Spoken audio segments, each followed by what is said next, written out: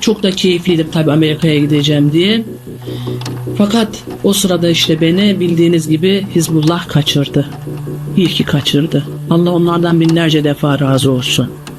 Eğer ben hakikatleri anlamadan Amerika'ya gitseydim benim halim ne olurdu? 35 gündür Hizbullah'ın elindeyim. Gece gündüz bana tebliğ edildi. Kitaplar verildi.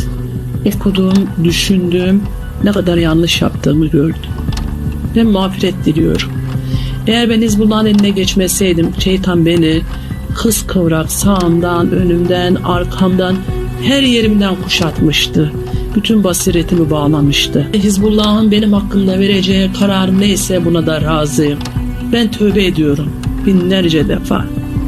Binlerce defa Rabbim sana tövbeler olsun, beni affet. Yaşasın Hizbullahi hareket. Kahrolsun Kemalistler, laik diktatörler. Yaşasın Allah'ın izninden gidenler. This lady was abducted from in front of her home by the Islamist terrorist organization Hezbollah. Her name is Konca Kuriş. Konca, a writer born in Mersin, was 38 years old. She was known by those around her as a radical Muslim, because in some television programs she appeared on, she said that in Islam, women should be equal to men, and she argued that women did not need to wear a black chador to cover their bodies, and that instead, wearing a loose shirt could also be appropriate. She even thought that the Quran, the holy book of Islam, had been tampered with, and that the mindset that sees women as inferior to men was added later. And she did not hesitate to say these thoughts in front of television cameras. Sometimes she attended seminars and gave talks about Islam. After she last went to Iran and returned and then said she did not agree with Hezbollah's view of Islam, she had become a target. She was now receiving threatening phone calls, and even when walking down the street, she thought that whoever was behind her would harm her. When the date showed July 16th, 1998, her fears proved justified.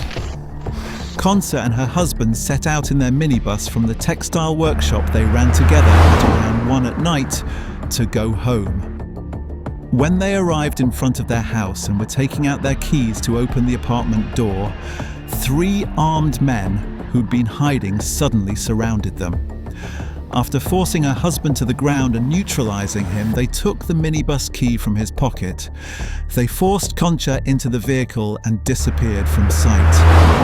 Her husband, who immediately informed people nearby and the police, and her children had no choice but to wait helplessly. The police immediately sprang into action and informed all intelligence units related to the matter about the need to find Konca safe and sound. But days were passing, and Konca couldn't be found. In fact, Konca's abduction was not the first. This group, which operated in the name of Islam, had been founded in Iran and had taken part in the war in Lebanon against Israel. In 1979, it had also played a role on the side of Khomeini in the overthrow of Mohammad Reza's regime. It had now become a model for ultra-religious people who wanted to overthrow the regime in countries governed by a secular order and where Muslims were in the majority. The organization could easily recruit people in different countries. It generally did this during talks held in mosques and asked all the members it recruited to bring 5 more people into the organization. Although Hezbollah was established as anti-regime in different countries, it did not act independently of Iran. The organization's leaders sent trusted militants to Iran for training, and they were subjected to armed training in villas and farms left over from the old regime. They were even tested at the end of this training. The method was this. A member of the organization was sent to a region of Iran and was asked to identify the person who was following him. Someone who passed this test successfully was given an important position in the organization. In addition, the organization provided intensive training on issues such as how not to get caught and how to use weapons. Hüseyin Velioglu was the organization's manager in Turkey. He managed the organization of all assassinations and abductions. The organization's armed and political wings had begun to take shape. The armed wing's activities began first with how they recruited members. In footage obtained by the police with a hidden camera, it was clearly visible. A street representative determined by the organization would go to the mosque, hold religious talks after worship, and to increase participation would advise those who attended the talk to bring at least 5 people they knew to the next talk. However, the Hezbollah members who conducted these talks could not get a positive response from some mosque imams. Because after the mosque closed in the evening hours, the imam was required to hand the key over to the organization's representative and was asked not to inform any state official about the matter. 9 imams who did not accept the conditions and did not cooperate with the Hezbollah terrorist organization were assassinated and killed in the city center.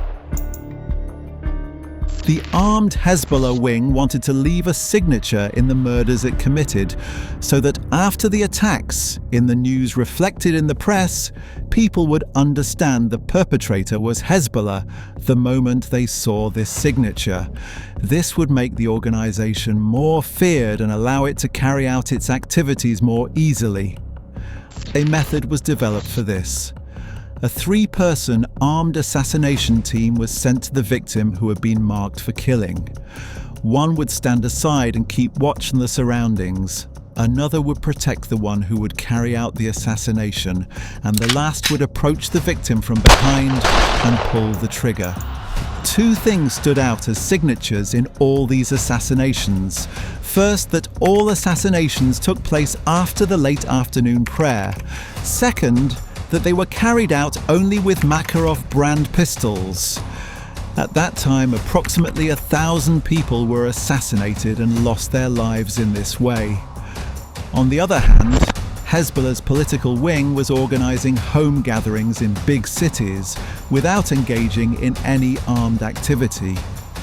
These talks were generally conducted by women affiliated with the organization. They were active in many neighborhoods, and because the political wing was not involved in armed action and did not draw attention, it was growing stronger by the day. No one suspected women who came and went to religious talks. Over time, these women began to collect donations from people they knew under the name of religious talks, and to create resources for the organization's armed activities. Another duty of these women was courier work, delivering the requests of Hezbollah members detained in prison and conveying the letters of people recruited into the organization to the armed wing. In addition to information such as their first and last names, newly joined members were asked to write their entire lives in these letters: their relatives, jobs, friends, education, the place they lived. Afterwards, these letters were archived by the leader of the organization, because Hezbollah's leader in Turkey did not trust even those closest to him and was paranoid. The organization, which increased its financial resources day by day, took 10% of the harvest from members engaged in agriculture, collected and sold animal hides after the Feast of Sacrifice, raised donations in the mosques it had infiltrated, and continued to grow with the income brought by the women who attended home gatherings. The organization's income had reached millions, and it had become specialized in terrorist activities. It was now trying new methods that came with power. It abducted people and continued to add money to its coffers by threatening businessmen. They kept the people they abducted in the basements of their own safe houses. In narrow spaces they dug with their hands and feet bound. They recorded everything second by second on video. They left enough olives, cheese, bread and water for the abducted persons and came back a week later to check on them. this was truly inhumane. One victim, determined to have been abducted for ransom in this way, was rescued by a police raid 30 days after being kidnapped and stated that he had been kept there since August, expressing his thanks to the police who saved him.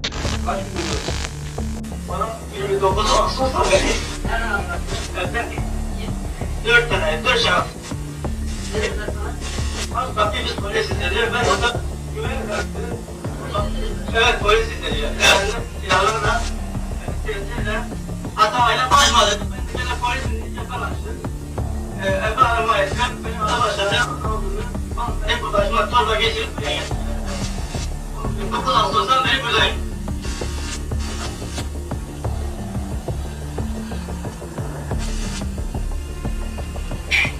Türk polisine çok teşekkür ediyorum. Allah razı olsun. Devletimizden daima yanında olsun. Devletimizden var. Bizlerimizde yanında olacağız bundan sonra. Devletimiz güçlüdür. Biz bir zaman korkmuyoruz kimseden. Devlet var burada. Yaşasın Türkiye. Yaşasın Türkiye Cumhuriyeti. Yaşasın Türk polisi. Türk polisini seviyorum. Bundan sonra yanıma affedin diyeceğim. Abi polis olsun. Ben de seviyorum. Beni buraya getirene tanrıtım teröriste. Geçmiş olsun. Çok sağ olun. Allah razı olsun size. Geçmiş olsun. Çok sağ olun. Çok sağ olun. Allah razı olsun. Şimdi sakin olun. Evet. Göreceğiz burada. Onlar bayağı ben sakin olun. This victim was lucky because at the time these images were filmed, he had been captive for about 30 days and had been rescued. There were other victims in this situation who had been imprisoned in the holes they were abducted into for months, for years. Would the feminist writer Konca Kuriş be one of them? Because it had been almost 30 days since she was abducted in front of her home on July 16th, and unfortunately, there was no news. Over time, the police investigating to find Konca realized that their radio communications and phone calls were being listened to by Hezbollah, and all addresses they were going to raid were being cleared and emptied sometime beforehand, because the Hezbollah terrorist organization had obtained a police radio and was deciphering all the steps to be taken. The police, determining a new strategy, decided to stop radio communications and try communicating in writing. The terrorist organization, whose power had increased in the villages, had also entered into an internal war with members within itself who did not carry out armed actions. And in the internal reckoning, 70 members had killed one another.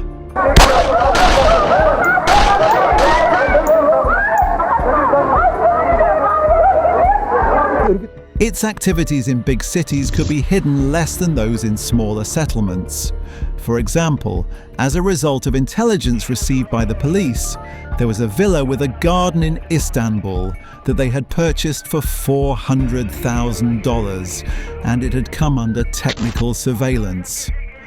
The place the organization used for interrogation, torture and burial after abducting people had been identified, and action was taken on a cold winter day, January 17th.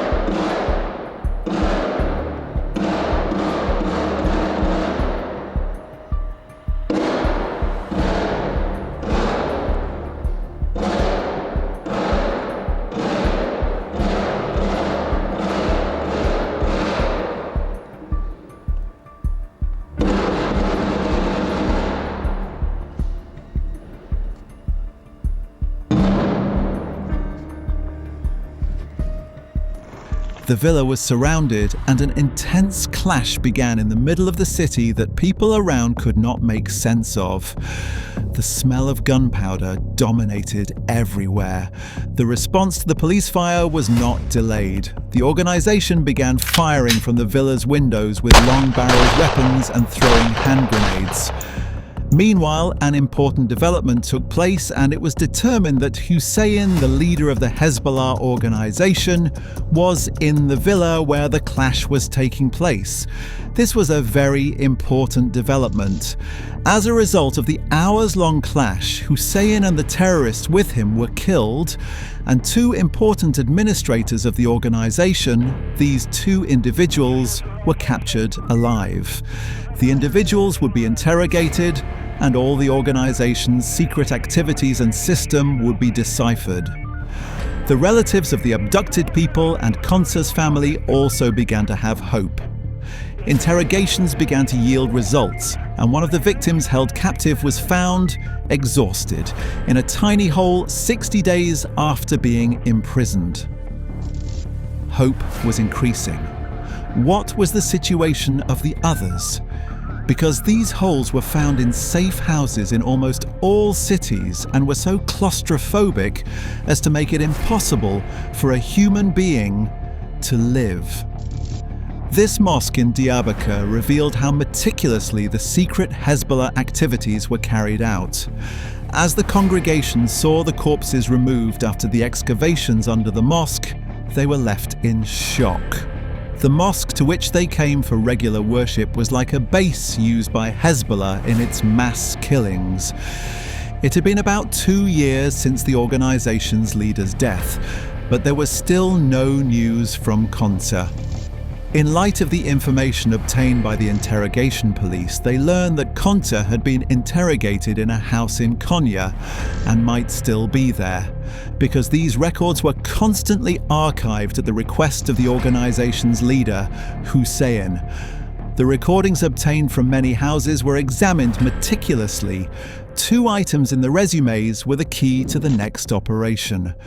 In these items were critical information such as through whom the organization member had joined Hezbollah and in which armed activity he had been involved. In line with this information, a raid was carried out on the villa that had been identified, but Konca was not inside. Because 3 days after the recording of the video you watched at the beginning was made, she had been tortured, hog-tied with the hogtie method, strangled, and murdered. All of this had been recorded on video. The police who watched were shocked by what had been done. The news plunged all of Turkey into mourning, especially her family and children. In Hezbollah's activities in Turkey, the organization bound thousands of people with the hogtie method after assassinating or abducting them and killed them with torture. After Hüseyin's death, the organization was exposed and its activities were laid bare. These 2 members of the organization, who were the perpetrators of Konca's and the thousands of others' murders, and after staying in prison for a while, they were released by a decision taken by the administration of the time, citing their old age.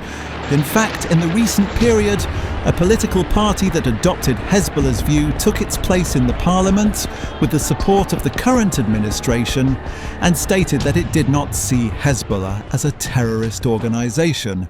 Thank you for watching. If the content interested you, don't forget to join our community and like the video.